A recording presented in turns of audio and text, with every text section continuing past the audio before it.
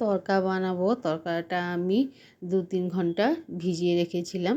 Pressure কুকারে দিয়ে রসুন, আদা, কাঁচা লঙ্কা আর পরিমাণ মতো জল, লবণ, হলুদ আর একটু লঙ্কার গুঁড়ো দিয়ে এটা প্রেসার কুকারে আমি 3টে সিটি দিয়ে নেব।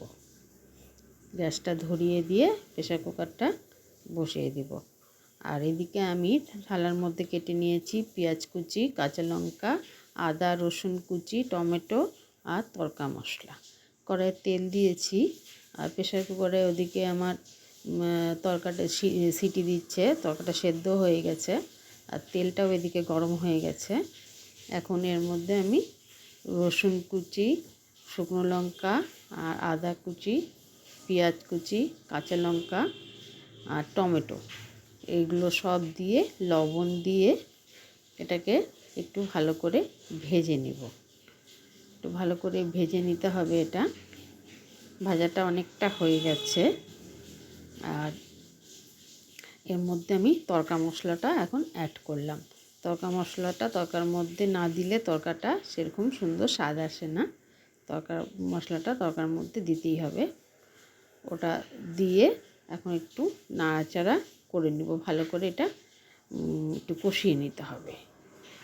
কষানো হয়ে গেলে ওর মধ্যে আমি একটু চিনি দেব। একটু চিনি দিলে তরকার টেস্টটা অনেকখানি বেড়ে যায়। একটু চিনি এর মধ্যে দিতে হয়, তরকাতে খুব স্বাদ লাগে। আমার এটা সেদ্ধ হয়ে গেছে, তরকাটা একদম পুরো সুন্দরভাবে সেদ্ধ হয়ে গেছে। এর মধ্যে আমি 4টে ডিম ফাটিয়ে দিয়ে দিলাম। আলাদা করে ইচ্ছা করলে আলাদা করে ঝুরি করেও দেওয়া যায়, আবার এর মধ্যেও এইভাবে ডিমটা দিয়ে সুন্দর করে ভেজে নেওয়া যায়। এটাও খুব স্বাদ লাগে।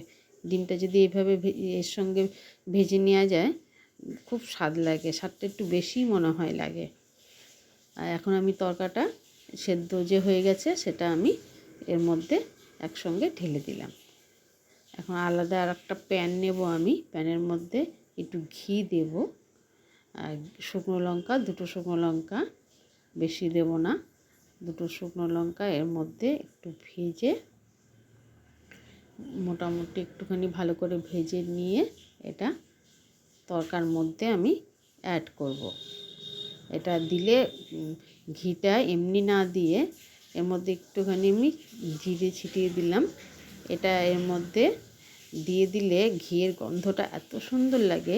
লাস্টে বাটার আর ধনেপাতা, এর মধ্যে কাসুরি মেথি যদি না দেন কোনো অসুবিধা নেই, ধনেপাতা দিলে এটা দারুণ টেস্ট লাগে। গরম গরম রুটির সঙ্গে এই তরকা সকালে